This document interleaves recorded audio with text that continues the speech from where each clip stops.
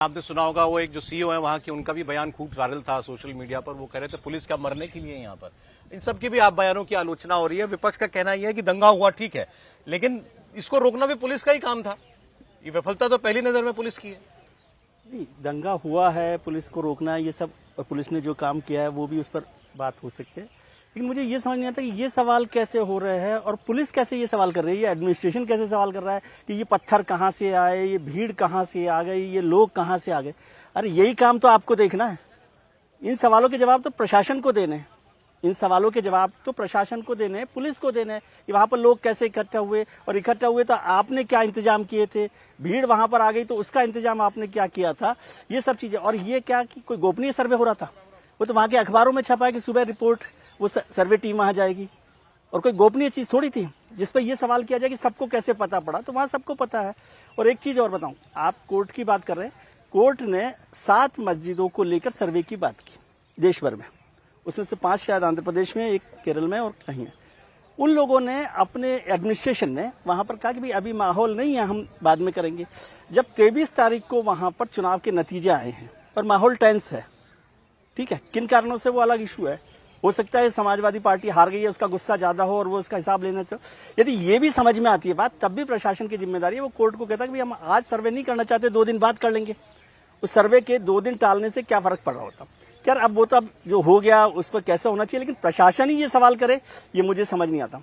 दूसरी बात, जो लोग मारे गए वो क्या दंगाइयों ने मारे, किसकी गोली से मारे, ये भी जांच का विषय। मैं ये नहीं कह रहा कि पुलिस ने मारे कि किसने मारे, लेकिन वो जांच का विषय है कि कौन उसको, उन लोगों को मारा गया जो 4 लोग मारे गए।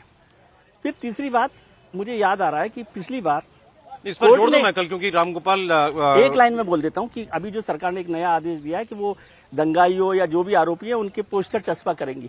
आपको याद हो पिछली बार भी कोर्ट ने वो पोस्टर्स उतरवा दिए थे जब योगी सरकार ने वो पोस्टर लगवाए थे। ये कानूनी रास्ता नहीं है, मैं ऐसा समझता हूँ। जब आपने बात कही कि उन 4 लड़कों की, 5 लड़कों की मौत कैसे हुई है, तो कल समाजवादी पार्टी के एक नेता बोल रहे थे, मैं नाम भूल रहा हूँ, उन्होंने कहा पुलिस अपने पास रखती है अवैध असला भी रखती है, इकट्ठे तमंचे पुलिस के पास, कमी थोड़ी है इन सब चीजों की। अपने कोई वो लाइसेंसी रिवॉल्वर से या पिस्टल से थोड़ी गोली चलाते हैं। ऐसे में ऐसी जो मालखाने में रखे रहते हैं खूब इस्तेमाल करती है पुलिस ऐसे। नहीं देखिए, फिर तो सवाल यही उठेगा, अभी तक ये कहा जा रहा था कि अचानक आनन फानन में कर दिया गया, और जो अभी विजय जी ने भी कहा, जो मेरी भी जानकारी है कि 23 तारीख को शाम को नोटिस गया था, बाकायदा अखबारों में छपा, तो ये कोई छिप के तो हुआ नहीं था।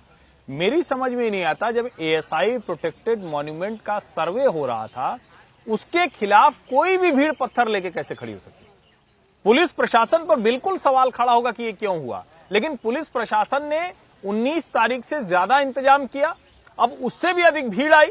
और जो सबसे खतरनाक बात इसमें थी कि 3 तरफ से घेर कर पत्थरबाजी की गई, और उसके बाद वो भीड़, जो कहते हुए अच्छा नहीं लगता लेकिन इस देश में तो यही शब्दावली चलती है, हिंदू बहुल इलाके की तरफ बढ़ रही थी।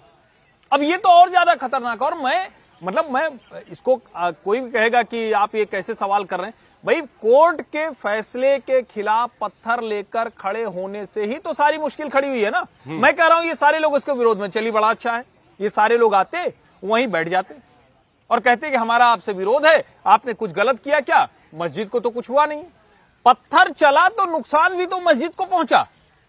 आप सोचिए, जिन्होंने पत्थर चलाया वो भी मस्जिद को ही नुकसान पहुंचाया। मुस्लिम पक्ष की ज्यादा नाराजगी इस बात पर है कि लड़के मुसलमान मारे गए, और अभी ये भी स्वीकार करने के लिए पुलिस तैयार नहीं है कि वो पुलिस की फायरिंग में मारेगा। लेकिन ठीक है, वो पोस्टमार्टम होगा तो उसमें बात सामने आनी चाहिए। ये तो एक ऐसी चीज है, ये माहौल बनाया जा रहा है कि ये तो 3 तरफ से एक दूसरे के सामने फायर कर रहे थे। ये तो ऐसी चीज है कि इस पे मजिस्ट्रियल जांच हो जाए, कुछ पता लग जाए, वो भी पता लग जाए, बहुत बड़ी बात होगी।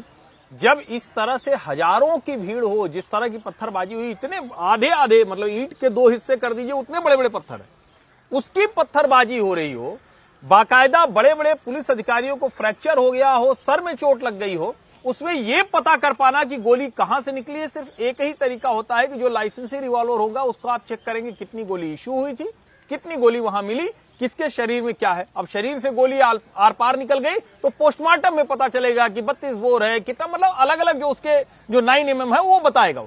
लेकिन अब ये पता कर पाना, ये नेक्स्ट टू इम्पॉसिबल है कि ये गोली किसने मारी ये। लेकिन ठीक है, इसकी मजिस्ट्रियल जांच हो, पता लगे, पुलिस अपना ये काम करे।